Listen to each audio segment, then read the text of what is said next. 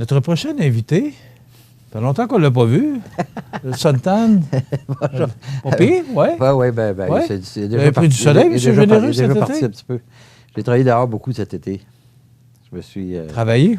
Bon, oui, travaillé. Je suis allé à la rencontre des citoyens. J'ai travaillé sur mon terrain. J'ai fait différentes choses, là, mais... Bon, d'abord, avez-vous pris des vacances? Ben, oui et non, dans la mesure où je suis resté dans la région. Comme vous savez, je suis déménagé au mois de juin. Et bon, j'avais du travail à faire sur mon terrain à Saint-Roch-des-Aunais. Je suis un nouveau résident de Saint-Roch-des-Aunais. Tout comme le général Roméo Dallaire est devenu un nouveau citoyen à Saint-Roch-des-Aunais.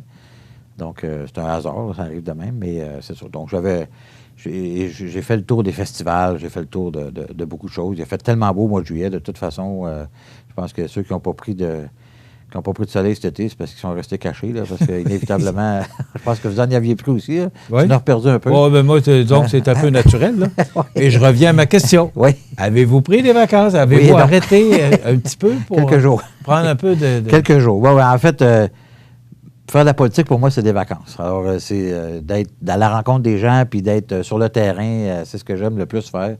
Et j'ai apprécié faire ça dans les 4 dernières années. Je l'ai fait cet été aussi, je n'ai pas arrêté. J'ai pris quelques journées, évidemment, ici et là, mais on est resté encore une fois dans la région. Donc, tout en prenant du bon temps, puis il y avait tellement de fêtes de municipalités cette année. Il y en avait 5 dans mon comté. 5, si c'est pas, je pense que c'est 6. Là. On vient c'était Saint-Bruno en fin de semaine dernière dans le Kamouraska, mais dans l'îlet, il y en avait 5. Ça fait qu'on est allé à toutes. Donc, tout ça, c'est évidemment, c'est comme des vacances. Les gens, tu rencontres des gens qui viennent de partout, ça fait longtemps qu'ils sont partis, si on veut, ils viennent pour ces anniversaires de municipalité-là. Les gens se rencontrent, ça fait 30 ans qu'ils ne se sont pas vus, c'est vraiment le fun. Puis moi, j'ai rencontré des gens que je connaissais, ça fait longtemps que je n'ai pas vu aussi, donc c'est toujours agréable. C'est comme des vacances. Et là, il y a des campagnes électorales qui s'en viennent, là. Oui. Ben Est-ce oui, que c'est des vacances aussi? Ça fait 4 ans que je suis en campagne électorale. Je n'ai pas changé, je le dis depuis le début. Et je vais faire un retour sur 2009-2011. Quand je suis arrivé à Ottawa, on m'a suggéré d'embarquer dans différents comités, comme les parlementaires de la francophonie. Il existe une vingtaine d'associations à Canada, US, Canada, France, Canada-ci, Canada-ça. En tout cas, il y en a pour tout un chacun. Et je suis embarqué dans quelques-unes de ces associations-là et ça m'avait amené à voyager beaucoup. Et malheureusement pour moi, je n'avais pas été assez dans mon comté durant cette année et demie-là. Donc, contrairement à ce qu'on pense, on n'est pas connus tant que ça. Les politiciens. Les gens, il y en a plusieurs qui sont très actifs puis qui suivent la politique de façon très active, mais la population en général ne suit pas véritablement la politique. En tout cas, pas de façon très intensive. Moins la politique fédérale? Ah, peut-être un peu Le aussi. député fédéral est peut-être moins connu que le député provincial. Peut-être un peu aussi, mais de façon générale. Parce que vous êtes à Ottawa, vous êtes beaucoup plus éloigné. Ça reste qu'on est dans le comté pareil. Mais malgré tout ce qu'on fait et malgré tout ce que j'ai fait durant les 4 dernières années, je demeure encore les gens ont encore besoin de m'apprendre à me connaître. Puis c'est un travail de très longue haleine. Mais dans l'année et demie où j'étais là, en 2009-2011, j'ai pas eu beaucoup de temps, ou j'ai pas pris beaucoup de temps, devrais-je dire, pour m'assurer d'aller à la rencontre des citoyens. J'ai corrigé ça dans les 4 dernières années. Je suis allé 3 jours à Paris en 4 ans. Je n'ai pas voyagé dans les 4 dernières années. Je me suis occupé de mon comté. J'ai une équipe extraordinaire. On fait un travail, je pense, très apprécié dans le comté. Et ça, bon, ça se construit, cette relation-là avec les gens, d'apprendre à se faire découvrir, d'apprendre à les découvrir, quelles sont leurs problématiques, etc. Donc, c'est une relation qui demande beaucoup de temps. Et moi, c'est ce que j'aime le plus faire. Alors, pour moi, c'est un plaisir. Comme je vous dis, c'est des vacances pour moi là, de faire ce que je fais. J'aime dans la vie mon travail dans mon bureau quand j'étais dans mon entreprise. J'aime ce que je fais aujourd'hui. J'aime la vie de façon générale. Donc, pour moi, c'est pas une tâche. C'est pas une obligation. Vous comprenez? C'est comme quelque chose de naturel pour moi. OK. Justement, vous avez parcouru le comté, on le sait. Là. Bon, oui. Il y avait beaucoup de fêtes. Vous vous êtes impliqué depuis 4 ans. Vous avez fait beaucoup d'activités. Là, oui. Vous avez pris beaucoup de la place de Seba TV pour... Puis à chaque fois que je viens, mesdames et messieurs, à chaque fois que je viens, il dit « Ça fait longtemps qu'on ne t'a pas vu. » Alors, c'est pour dire... Non, mais on vous voit à la télévision. Non, mais sérieusement, vous avez fait au niveau agricole. Oui, tout à fait. Les tournées que j'ai fait, les cliniques de passeport. Entreprises. Les cliniques de passeport, c'est probablement le meilleur coup que j'ai jamais fait, dans le sens où ça, c'est un service direct à la population. Est-ce que ça se fait ailleurs, Bernard? Oui, ça se fait ailleurs. Il y a quelques-uns de mes collègues. Ben, Stephen Blaney est un des premiers qui le fait au Québec, avec Jacques Gourde. Jacques ne le fait plus, mais Stephen le fait une fois par année. Moi, je l'ai instauré, on le fait 6 fois par année. On le fait 6 fois par année dans les 4 dernières années. Donc, on a vraiment été... je suis allé parce que... Oui, absolument. Tu as été une des personnes simple de le faire. Ouais. Et contrairement à ce que le monde pense, il y a certains individus qui nous ont un peu critiqués par rapport à ça en disant qu'on n'était pas là pour vendre des passeports. Premièrement, on ne vend pas de passeports. Nous autres, là, on fait juste ramasser le numéro de carte de crédit des gens pour acheter leur passeport. C'est pas nous qui les vend, là. C'est le gouvernement du Canada qui s'occupe de ça. C'est Passeport Canada. Contrairement à ce qu'on pense, il faut se mettre dans le contexte aussi où maintenant, il y a plus de 50 des gens qui sont séparés. Alors, quand vient le temps de marquer les noms ou d'avoir... de marquer, faire des passeports pour les enfants, c'est assez complexe parce qu'il faut marquer les bons noms, puis des fois, il y a des noms composés, là, les gens ne sont plus ensemble. À dire, ça vient mêlant de c'est quel nom de qui, puis ça prend des papiers, ça prend... il y a toutes sortes d'éléments. Puis quand les gens... Puis l'objectif qu'on voulait, nous autres, c'était de permettre aux gens de pouvoir avoir accès à ce service-là en dehors des heures de travail. Donc, on fait ça le soir et la fin de semaine, de façon à ce qu'ils ne perdent pas une journée d'ouvrage pour aller à Québec. Puis souvent, les gens arrivent à Québec, puis il leur manque un papier. Ils sont obligés d'y retourner une deuxième fois.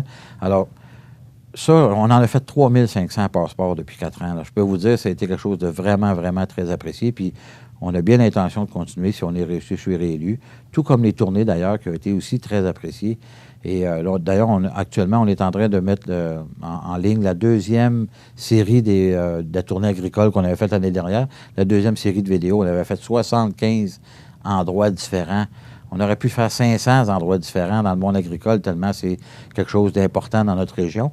Mais on en a fait 75 et là, on a la deuxième vidéo qui passe actuellement là, sur notre page Facebook, qui est très appréciée. Puis ce que ça permet aussi, je l'ai toujours dit, hein, en anglais, on dit « It's not about me, it's about them ». C'est pas à mon sujet, c'est à leur sujet. Mon objectif a toujours été de mettre en valeur les gens du comté, ce qu'on fait, la fierté des gens de produire ce qu'ils produisent, de créer ce qu'ils créent, etc. Et je pense qu'on a assez bien réussi à ce niveau-là. Mais ça reste que, malgré tout ça, j'ai encore besoin de me faire connaître. Puis c'est le même... c'est la même chose pour les candidats des autres partis qui auront à se faire découvrir par l'électeur. Mais il faut savoir que dans une élection, le candidat ou la candidate compte entre 0 et 10 Le 90 là, c'est le chef du parti, c'est les politiques du parti. Et le candidat lui-même vaut en gros maximum 10 Donc, on a besoin d'être vraiment très, très, très connu pour aller atteindre jusqu'à 10 Alors, moi, je ne me fais pas d'inquiétude avec ça. J'ai du travail à faire. On a tous du travail à faire, autant moi que les autres candidats, pour se faire connaître par les gens. Pour ça vient dans le travail que vous faites. On est un peu moins près du fédéral. Oui, ça, je pense que d'abord, c'est le municipal. Non, je vous l'accorde, c'est sûr. C'est le provincial ensuite. J'ai été maire, là, je suis député fédéral. Oui, c'est ça, vous connaissez les deux côtés. Ben oui, absolument.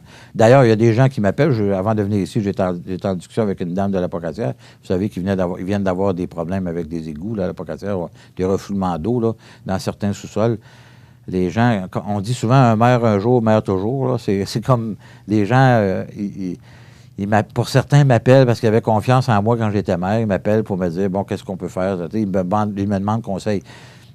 Quand on dit qu'on est proche de la population, quand on est maire, c'est vraiment le cas, là, parce que je veux dire, les gens peuvent t'appeler pour des branches qui dépassent la clôture du voisin, toutes sortes de choses aussi banales que ça. Mais ça fait partie du travail d'un élu de s'occuper de ce genre de choses-là. Et malgré que je sois au fédéral actuellement, il y a des gens qui m'appellent encore pour ce genre de détails-là. T'sais. Mais ça reste des détails importants. Là. La dame, elle a peut-être 50 000 de dommages dans son sous-sol. Fait qu'elle est assurée pour 20 000. Quand tu as confiance en quelqu'un, souvent, tu vas te retourner vers cette personne-là pour lui demander conseil. Donc, c'est un peu ce qui arrive encore actuellement. Mais ça reste que malgré tout ça, on a besoin de se faire connaître de façon... C'est un travail quotidien d'apprendre à connaître les gens, que les gens apprennent à nous connaître quand on est politicien. C'est une roue sans fin. Il faut toujours continuer à travailler très fort pour ça. Maintenant, vous avez fait... on vous a vu, je vous ai vu à Samuel Blais. Vous ne m'avez pas vu, mais moi, je vous ai vu. Ouais. Rolling Barrage, vous avez fait beaucoup d'activités. Durant mes vacances. Par amour ou Durant mes vacances. Par amour. Encore une fois, Bon, je parle de Rolling Barrage. Le Rolling Barrage, c'est un élément qui a été mis en place par les anciens combattants. Et d'ailleurs, il y a des jeunes Français de la Normandie qui sont venus. C'est ça, on en a parlé. Donc, tous ces événements, puis là, ils ont parlé de mon oncle, ils m'ont eu, parce que moi, je ne m'attendais pas à ça, mais ils ont rendu hommage à mon oncle Gilles Boulanger, qui est originaire de Montmagny. Donc, tu sais, tous ces éléments-là, pour moi, c'est des choses qui sont importantes. Je considère que c'est important de participer à ces choses-là. Puis ça faisait 25 ans que je n'avais pas conduit une motocyclette, donc ça m'a fait plaisir de conduire un Spider. Ça donne des occasions de faire des choses qu'on ne fait pas normalement. Vous avez fait quel trajet? Saint-Alexandre-Montmagny. Okay. Sur la 132 pour la plupart du trajet, parce que la Pocatière avait des travaux. On est sorti un petit peu sur la 20, là, entre la Pocatière et Saint-Roch-des-Aunais, mais pour le reste, on était sur la 132. Puis j'avais un collègue de la Colombie-Britannique qui était avec moi, qui, lui, les recevait, ça c'était le jeudi, qui, lui, les recevait le dimanche à Ottawa. Alors, il est descendu ici, on a passé la journée ensemble. Il a couché à la maison, puis il est parti le lendemain pour Ottawa, pour aller les recevoir à Ottawa. Mais ça, c'est pour ramasser des fonds pour les syndromes post-traumatiques. Donc, on sait que les anciens combattants qui sont allés à la guerre reviennent souvent avec des blessures psychologiques. Donc, non seulement les anciens combattants, mais les pompiers, les policiers, les infirmières, les médecins, tous des gens qui sont assujettis à voir des choses ou à vivre des choses, des éléments très traumatisants psychologiquement. Alors, les syndromes post-traumatiques, c'est que souvent, les symptômes vont sortir après la tragédie quelconque dont il a été témoin ou qui ont été même acteurs dans le cas des anciens combattants. Et ce que ça fait, puis on a eu un exemple très concret, là, vous vous souvenez, le monsieur Turcotte à Montréal, qui avait, dans les Laurentides, qui avait tué ses enfants, le policier qui est allé sur les lieux, qui a découvert le drame, s'est suicidé 10 ans après. C'est pour vous dire que... Et moi, j'ai le cousin de mon épouse, qui a 7 ans, s'est enlevé la vie aussi. Il était ambulancier à Montréal.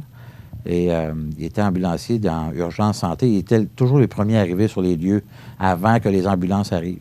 Et écoute, il a été témoin de choses absolument horribles. On n'imagine pas ce que c'est. On ne peut pas imaginer, c'est ça. Puis les pompiers, c'est la même chose. Quand ça arrive sur un drame où il y a des personnes qui sont décédées, ou des enfants, des adultes, etc., puis les policiers, c'est la même affaire. Tu sais, les accidents de la route. Écoutez, encore, il vient de se tuer 4 personnes entre Matane puis Rimouski dans la dernière semaine. Ces gens-là, quand ils répondent à un appel d'urgence, ils arrivent à des endroits où ils ne s'attendent pas tout le temps à voir ce qu'ils vont voir. Ils ne se sont pas nécessairement préparés psychologiquement à ça.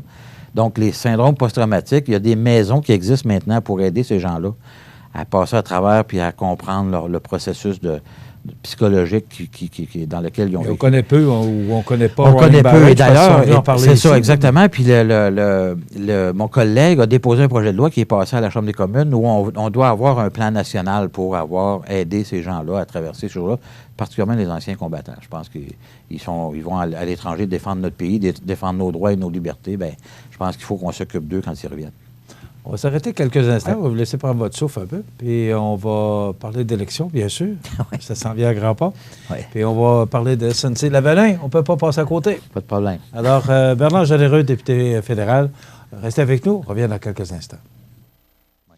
Bernard, les élections s'en viennent à grands pas. Oui. On attend toujours le déclenchement du premier ministre. Oui. Qui devrait se faire par ailleurs autour du 15 septembre. Hein. Vous savez que la nouvelle loi qu'on avait adoptée à l'époque, donc, donnait un maximum de 50 jours.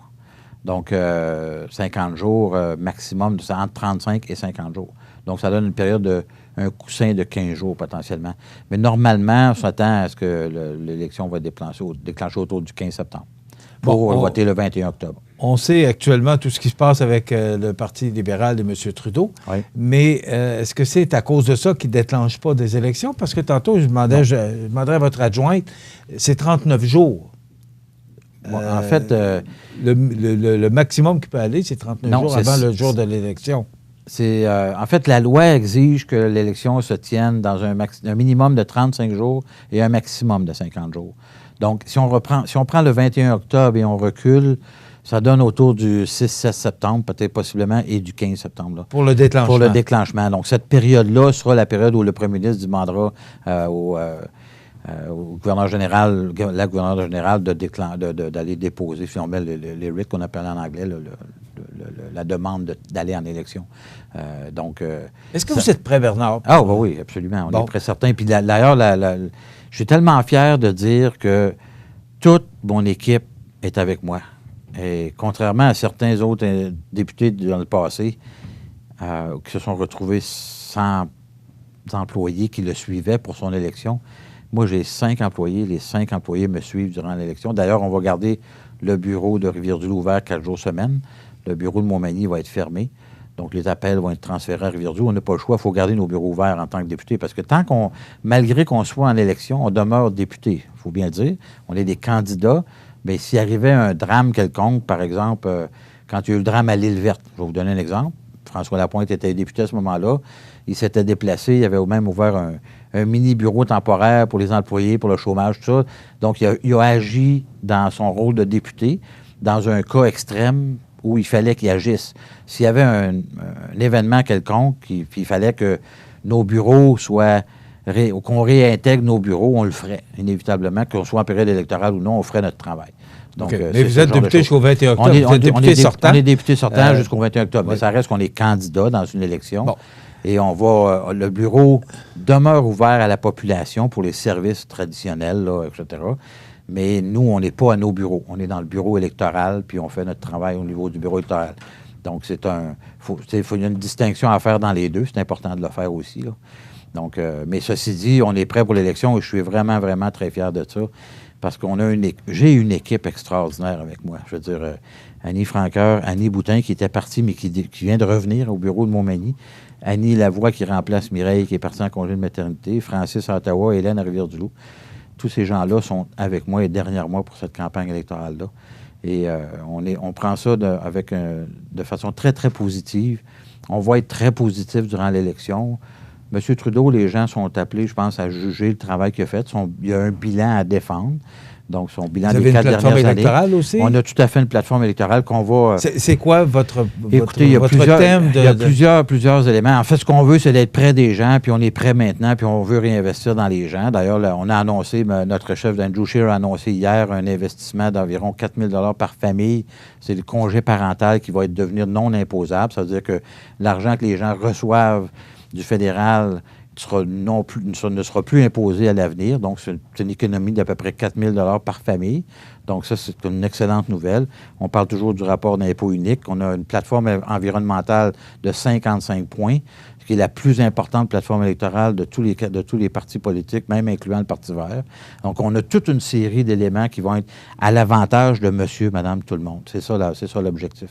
Et des choses extrêmement concrètes. Tout ça, en disant ça, en promettant de revenir à l'équilibre budgétaire dans un délai de 5 ans. Évidemment, on ne peut pas prédire l'avenir. Là. Il y a des lumières rouges qui s'allument. Je partais pour vous dire, est-ce que c'est réalisable? Écoute, ça va être réalisable dans la mesure où l'économie elle est ce qu'elle est actuellement. C'est-à-dire qu'elle roule à plein régime.